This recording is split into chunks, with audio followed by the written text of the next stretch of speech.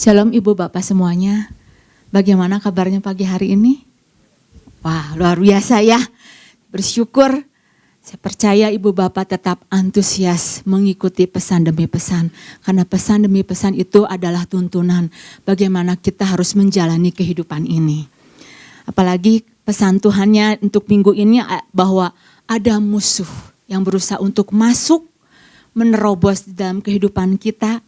Dan jangan biarkan musuh itu menginjak-injak ya. Jadi judulnya adalah jangan biarkan musuh menginjak-injak. Ayatnya diambil dari 2 Tawarikh 20 ayat yang ke-12. Ya, ini saya mau membacakannya buat ibu bapak semuanya. Ya Allah kami, tidakkah engkau akan menghukum mereka karena kami tidak mempunyai kekuatan untuk menghadapi laskar yang besar ini yang datang menyerang kami. Kami tidak tahu apa yang harus kami lakukan, tetapi mata kami tertuju kepadamu. Jadi ibu bapak lewat pesan Tuhan ini kita sedang diperingatkan bahwa ada musuh yang berusaha untuk masuk ke wilayah sektor-sektor di dalam kehidupan kita. Dan jangan sampai kita menjadi orang yang diinjak-injak oleh musuh. Jangan sampai kita tidak menyadari bahwa musuh itu berusaha untuk mengalahkan kita. Jangan sampai kita menjadi orang-orang yang tidak menyadari. Pentingnya hal menyadari bahwa ada musuh di dalam kehidupan kita ya. Kalau dikatakan bahwa jangan sampai musuh menginjak-injak, kalau menginjak-injak itu artinya dia sudah masuk wilayah di dalam kehidupan kita. Nah, kita sama-sama belajar ibu bapak dari Yosafat, raja kerajaan Yehuda. Sekalipun pada waktu itu Yehuda itu berusaha untuk diserang oleh oleh musuh. Yang musuhnya itu sekumpulan bukan hanya satu gitu ya, tetapi dari Moab, dari Amon, juga dari pasukan Meunim berusaha untuk menyerang. Yosafat tidak sedikit pun dia membiarkan musuh itu masuk ke wilayah kerajaannya untuk mengambil keuntungan, untuk membuat kerugian ataupun untuk mengacaukan. Karena tindakan dari musuh itu bakalan selalu akan merugikan, ada banyak kerugian, akan ada banyak kekalahan. Nah, Yosafat sama sekali tidak mengizinkan kekalahan itu terjadi. Tetapi akhir dari cerita Yosafat bukan diinjak oleh musuh, tetapi dia menginjak oleh musuh. Ini yang luar biasa. Ibu bapak mau kita sama-sama bukan menjadi orang-orang yang dikalahkan, tetapi mengalahkan musuh, menginjak musuh. Di dalam Lukas 10 ayat 19 coba dikatakan apa? Bahwa kita sudah diberi kuasa.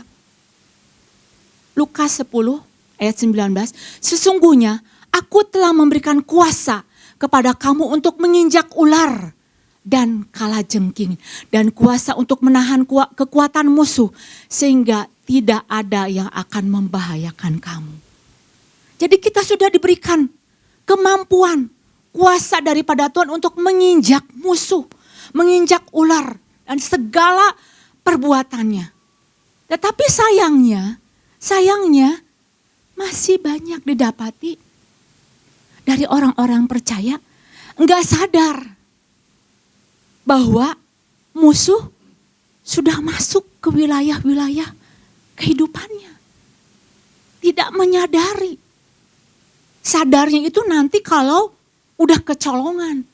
Sadarnya itu nanti kalau udah hidupnya babak belur. Baru udah babak belur, udah gak punya pengharapan, udah gak bisa berbuat apa-apa. Baru cari Tuhan. Tuhan tolong, bantu saya. Ini gimana Tuhan menyelesaikan masalahnya. Baru ingat Tuhan. Ketika musuh udah menguasai wilayah kehidupannya. Ketika hidupnya sudah amburadul, udah acak-acakan. baru ingat, baru datang sama Tuhan. Ada juga mungkin orang yang baru sadar nih, baru sadar, oh iya ya benar, saya tuh perlu olahraga. Tapi kalau waktu lagi sehat, boro-boro inget sama yang namanya olahraga. Boro-boro inget sama yang namanya jaga makanan. Waktu udah divonis sama dokter, sakit ini sakit itu, kanker itu segala macam, baru inget, ya perlu ya namanya jaga kesehatan tuh mahal. Baru inget, telat nggak? Telat Ibu Bapak. Bisa ditolong nggak? Bisa ditolong. Tetapi ada harga yang harus dibayar. Ada juga orang yang baru sadar ketika anaknya kecolongan. Yang baru sadar ketika keluarganya udah diobrak-abrik. Sudah mau diambang perceraian. Baru sadar suaminya, oh ya kenapa aku nggak jaga nggak jaga istri saya, nggak jaga anak-anak saya. Baru nyadar. Ibu Bapak ingat, masih bisa ditolong, tetapi ada harga-harga yang harus dibayar, mahal harganya. Itu ingat sebelum musuh mengobrak-ngabrik, menginjak-injak, lebih baik kita bertempur. Lebih baik kita menjaga terlebih dahulu kehidupan kita. Karena ada pepatah mengatakan lebih baik kita mencegah daripada mengobati.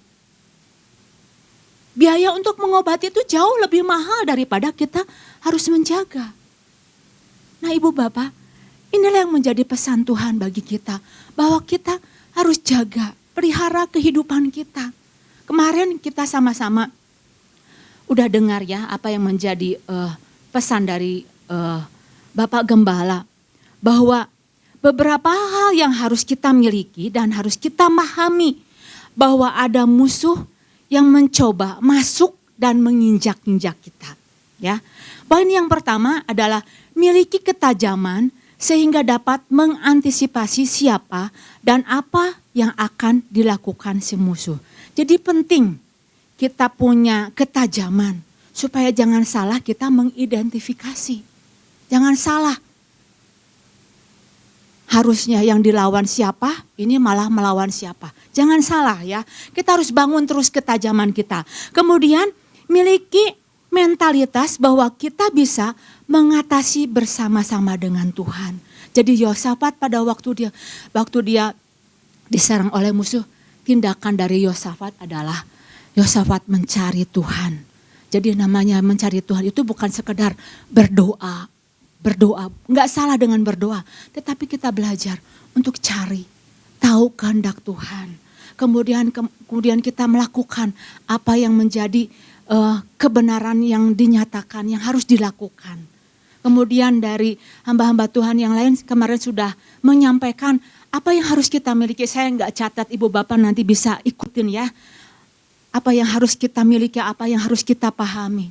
Nah poin ini yang saya mau lanjutkan, apa yang harus kita miliki dan kita pahami bahwa ada musuh yang berusaha untuk masuk dan menginjak-injak kita.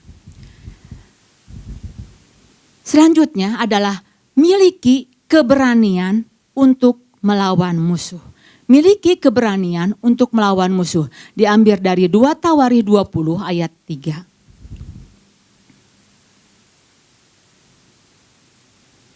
Ya. Yosafat menjadi takut lalu mengambil keputusan untuk mencari Tuhan.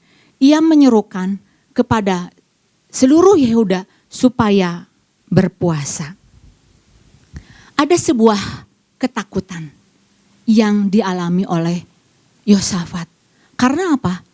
Karena pasukan yang mau menyerbu kerajaan itu sangat besar. Dikatakan bahwa ada laskar yang sangat besar. Jadi pengintai ketika tahu, wow, Tuanku raja, ini pasukannya itu banyak banget, mau nyerang kerajaan.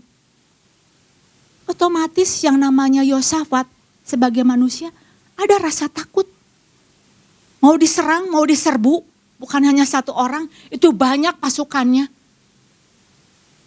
Ada sebuah ketakutan. Wajar ketakutan ketika mau dicuri, ketika mau dirugikan, takut. Saya punya ketakutan pada waktu itu, rumah saya mau dibobol sama garong.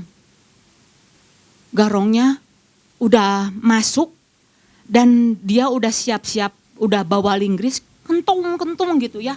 Pada waktu itu saya nggak ada, tapi cuma ada pembantu pada waktu itu. Si rampoknya itu udah siap, udah bawa linggis, udah bawa, jadi udah kedengar. Jadi si pembantu itu takut.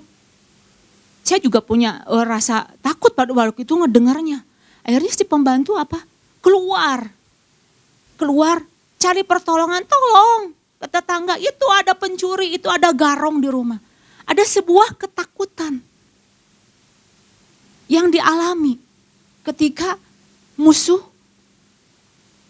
masuk ke wilayah Yehuda pada waktu itu. Nah, tetapi yang luar biasanya itu, Ibu Bapak, Yosafat, kalau di ayat 3 dikatakan bahwa dia takut, tetapi ayat-ayat selanjutnya, ayat 12 dikatakan bahwa Yosafat tidak menjadi seorang penakut lagi. Dia punya keberanian. Dia bisa mengatasi ketakutannya. Dia tidak terhentikan karena dia rasa takut, karena ada rasa takut. Enggak, sama sekali. Tindakan Yosua begitu luar biasa. Dihadapi semua musuh-musuhnya. Nah, Ibu Bapak di sini jadi kita harus bisa membedakan. Ternyata yang namanya ketakutan itu enggak bisa. Jangan dibiarin. Ketakutan, kita harus membedakan yang namanya ketakutan dengan bahaya. Kalau ketakutan itu harus kita hadapi.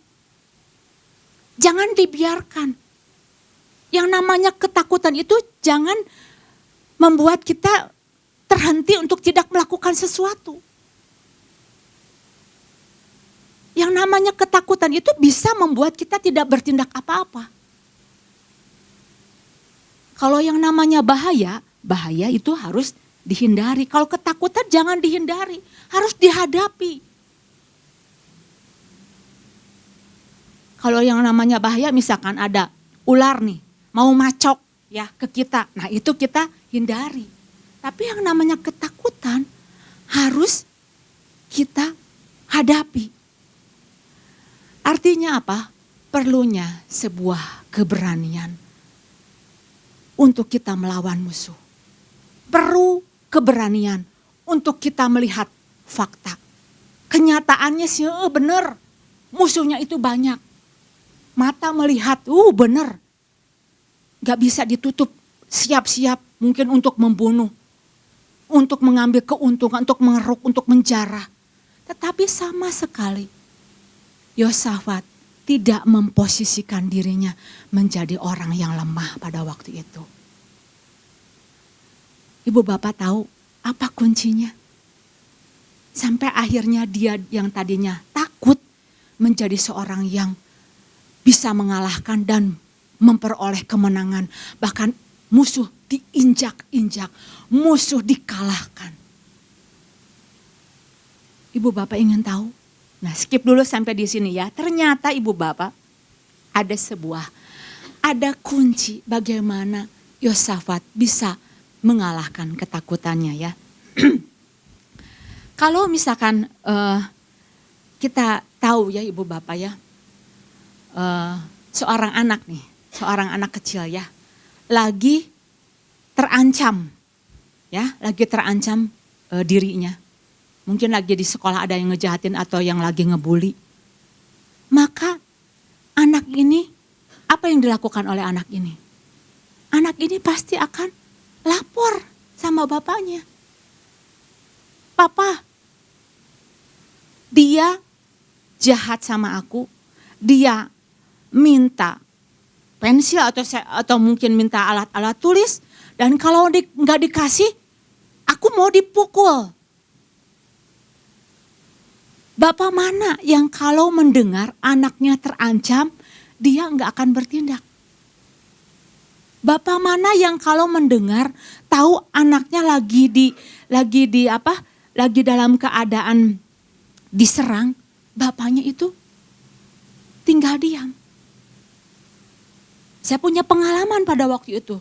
Waktu saya diancam sama teman saya, mau dibeginiin, mau dipukul, mau apa. Langsung saya bilang sama papa saya. Besoknya papa saya datang. Enggak ngapa-ngapain. Cuman datang ke sekolahan, perhatiin, oh ini anak yang mau pukul anak saya. Cuman diam aja, ngeliatin cuman. Melototin, langsung itu. Si anak itu kabur, takut. Nah ini ibu bapak yang dialami oleh Yosafat. Pada waktu Yosafat dia alami ketakutan karena ada banyaknya musuh. Yang Yosafat cari. Dia cari bapaknya. Dikatakan apa? Yosafat mencari Tuhannya. Dia cari, dia lapor sama bapaknya. Bapak, ini musuh banyak banget. Ini harus digimanain. Yosafat hanya datang, hanya berharap, hanya bersandar karena bapaknya yang mampu bisa ngerjainnya, yang bisa mampu mengatasinya. Dan ketika tahu si anak nih tahu bapaknya datang, wah, dia hatinya tenang. Karena apa? Ngerasa dia di backup, ada backup dari bapaknya. Sama, begitu juga Yosafat. Ketika tahu bapaknya yang di surga membackup dirinya, membackup kerajaannya. Maka yang dilakukan oleh Yosafat berani bertindak. Dikatakan bahwa bukan engkau lagi yang berperang, tetapi aku yang berperang, kata Tuhan. Tuhan katakan, jadi sebuah keberanian itu muncul dari orang-orang percaya ketika dia menyadari, oh ternyata ada backup dari surga yang turun di dalam kehidupannya. Tetapi berapa banyak hari-hari ini ibu bapak, orang-orang percaya menjadi takut, menjadi khawatir ketika intimidasi datang. Aduh nanti gimana ya, kalau enggak sembuh gimana? Nanti gimana ya kalau kebutuhan tidak tercukupi? Nanti gimana ya anak saya kalau kuliah uangnya enggak ada? Ada banyak ketakutan demi ketakutan. Ada banyak intimidasi.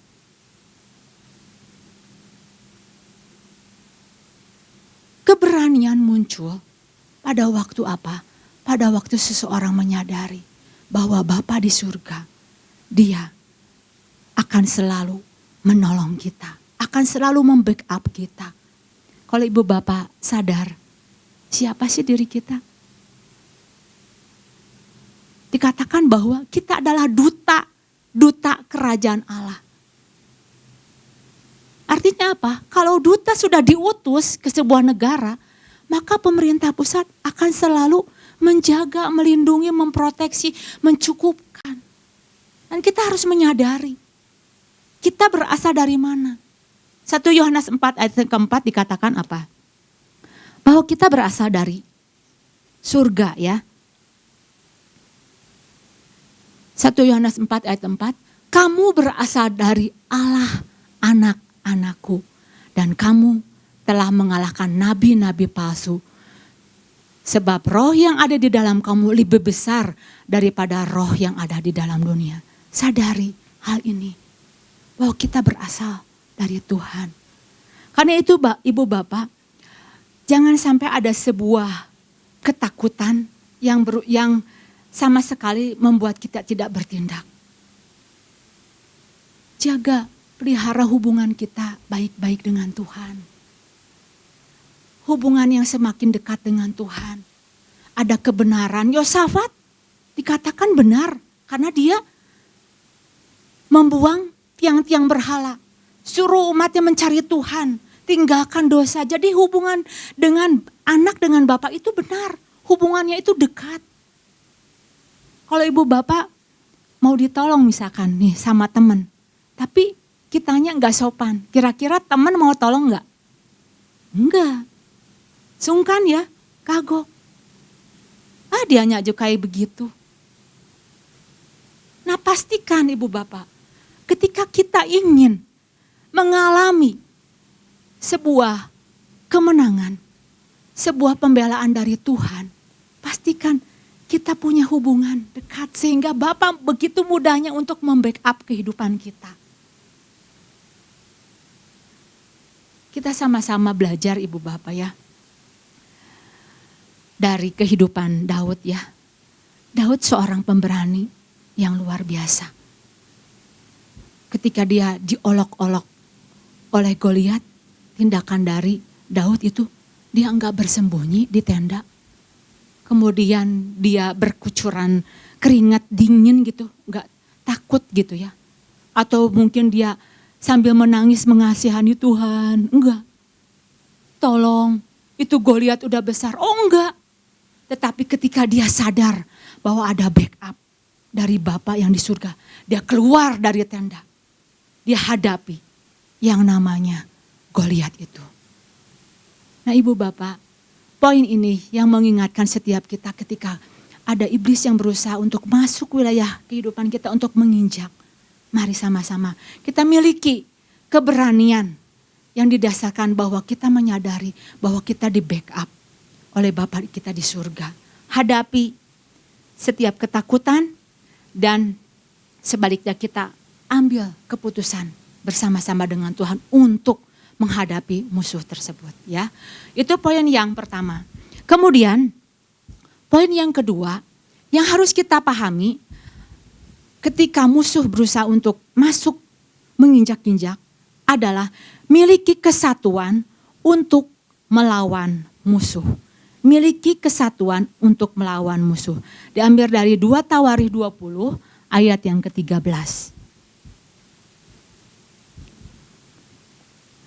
2 Tawarikh 20 ayat 13. Ya. Sementara itu seluruh Yehuda berdiri di hadapan Tuhan, juga segenap keluarga mereka dengan istri dan anak-anak mereka. Wow, ini luar biasa sekali. Sementara itu di seluruh Yehuda berdiri di hadapan Tuhan segenap keluarga. Seluruh keluarga. Ada kesatuan dimulai dari keluarga. Dimulai dari lingkup yang paling kecil. Kemudian bisa meluas. Kalau lingkup yang paling kecil sudah bersatu, akan bersatu pada lingkup yang lebih besar dan akan membentuk sebuah kekuatan yang dahsyat. Nah ini yang ditakutkan oleh si musuh. Musuh takut sekali yang namanya dengan kesatuan hati. Yang namanya kesepakatan. Sangat takut sekali. Dia gentar. Karena itu dikatakan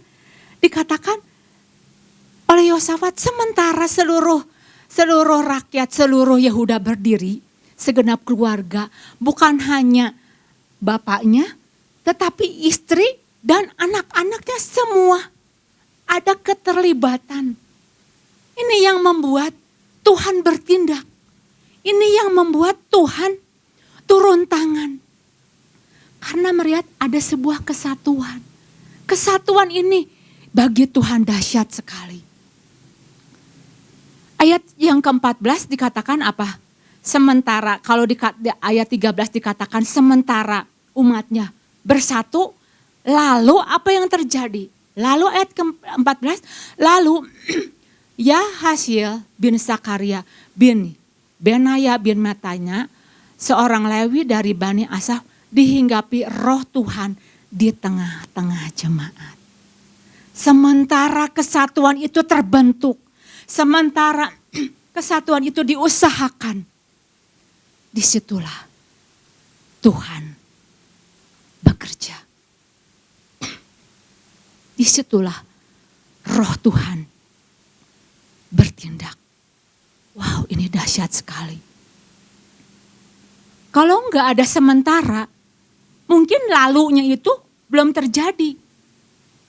Jadi bagian kita sementara kita di bumi, mari kita sama-sama bangun sebuah kesatuan. Ajak suami, istri, anak, mantu. Kalau pesan kemarin kan ada Nuh, suami, istri, mantu. Semuanya bersatu hati. Membangun bahtera. Di sini ada suami, istri, anak semua bersatu hati. Ini menjadi sebuah kekuatan yang dahsyat. Dan iblis gak bisa untuk tembus pada sebuah kekuatan yang dipersatukan. Kalau kita lihat, seutas lidi akan mudah sekali dipatahkan. Dibandingkan dengan seikat lidi. Jadi kesatuan itu yang memperkuat, yang memampukan kita untuk iblis tidak bisa menginjak-injak kehidupan kita.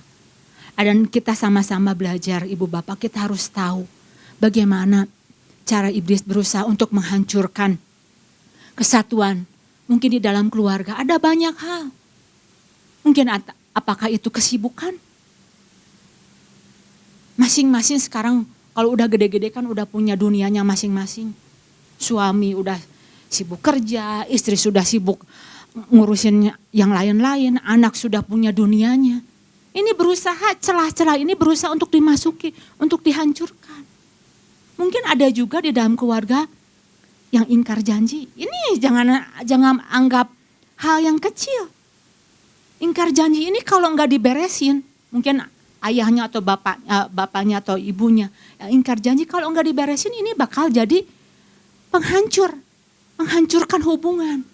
Atau mungkin juga ada pertengkaran-pertengkaran, sakit hati, kebencian.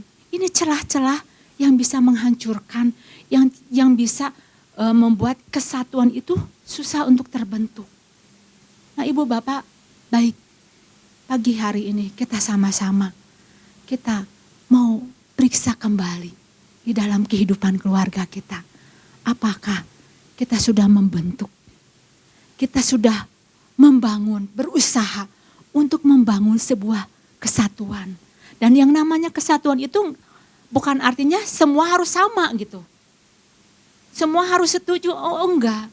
Mungkin ada perbedaan pendapat, perbedaan prinsip. Tetapi kita sama-sama belajar untuk merendahkan diri, untuk disatukan di dalam kasih. Dan saya percaya sekali ketika kita berusaha untuk memiliki sebuah kesatuan, saya percaya sekali keluarga akan menjadi sebuah keluarga yang kuat, yang siap untuk menghadapi berbagai tindakan-tindakan musuh. Dan kita bukan menjadi orang-orang yang dikalahkan, tetapi menjadi orang yang mengalahkan. Demikian firman Tuhan, Tuhan Yesus memberkati.